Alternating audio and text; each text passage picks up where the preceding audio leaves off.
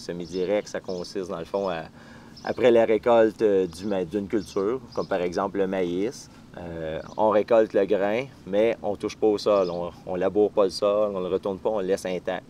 Donc, il y a des résidus qui restent là, ça évite les eaux du ruissellement, ça évite le ruissellement à la fonte des neiges, l'érosion éolienne aussi, par le vent. Fait que, vu qu'il y a des résidus, ça conserve le sol en place.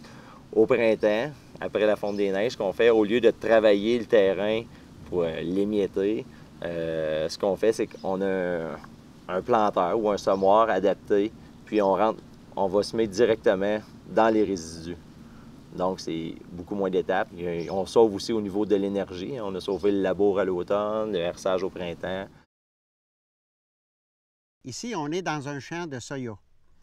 Et le travail réduit du sol, ça veut dire qu'au printemps, le sol n'a pas été travaillé avec des équipements conventionnels.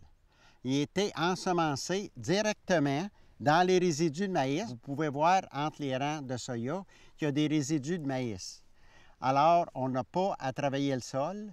C'est une économie de carburant et au niveau environnemental aussi, c'est avantageux parce qu'on n'a pas à bouger nos sols, alors on est capable d'éviter que nos sols partent au vent ou que nos sols aillent dans les ruisseaux par ruissellement. Alors au Québec, on voit maintenant qu'il y a une partie des soya qui sont faits en semi-direct comme ici.